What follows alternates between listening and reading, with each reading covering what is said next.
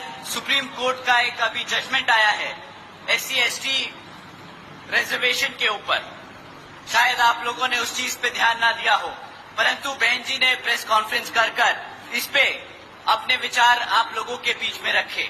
मैं उनके बात को आप लोगों के बीच में समक्ष में रखना चाहूंगा।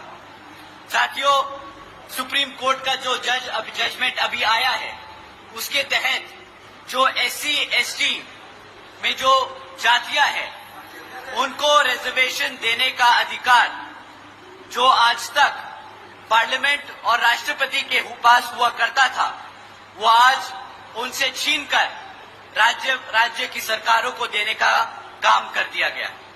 साथियों, इससे हमारे सभी SC ST भाइयों का जो नुकसान है, वो आप लोगों के बीच में मैं रखता हूं। साथियों, जब ये जजमेंट दिया जा रहा था, तब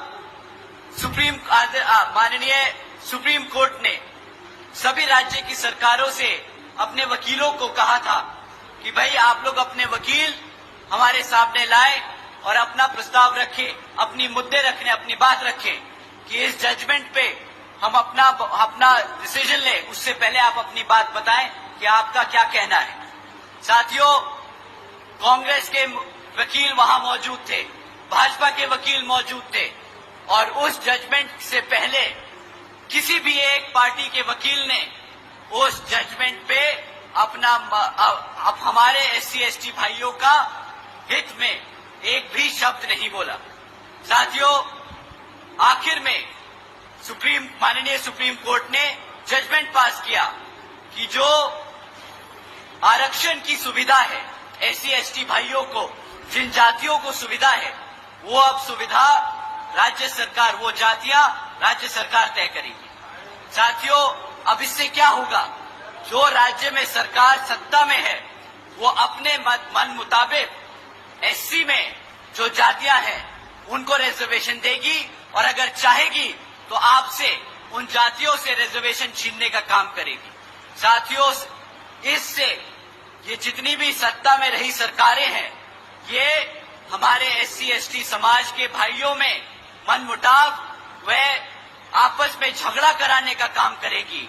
ये जिनको चाहे उनको रिजर्वेशन की फैसिलिटी देंगी और जिनको चाहे उनसे रिजर्वेशन छीनने का काम करेगी। साथियों, बाबा साहब ने किसी कारण ये जो ताकत थी, ये जो शक्ति थी, ये पार्लियामेंट और राष्ट्रपति जी को दी थी, परंतु इन कांग्रेसियों और भाजपा के लोगों ने जानबूझकर ये डिसीजन अपने हित में कराया है ताकि वो आपका रिजर्वेशन छीनने का काम करे। तो साथियों, जब ये कांग्रेसी और भाजपाई आपको लाल किताब दिखाकर बोलते हैं कि हम कॉन्स्टिट्यूशन बचाने आए हैं, हम संविधान बचाने आए हैं, तो साथियों, ये ऐसे जजमेंट पास कराकर आपसे आपके हक को छीनने का काम कर रहे हैं, आपके हकों को छीनने का काम कर रहे हैं। तो साथियों, आपसे विनती है कि आने वाले विधानसभा चुनाव में ना ये कांग्रेस ना ये भाजपा आपकी हितैषी तो सिर्फ एक यहाँ पार्टी बसपा और NLO। तो आने वाले विधानसभा में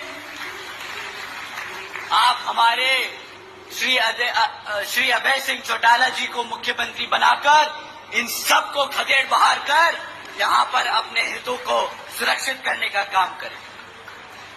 साथियों,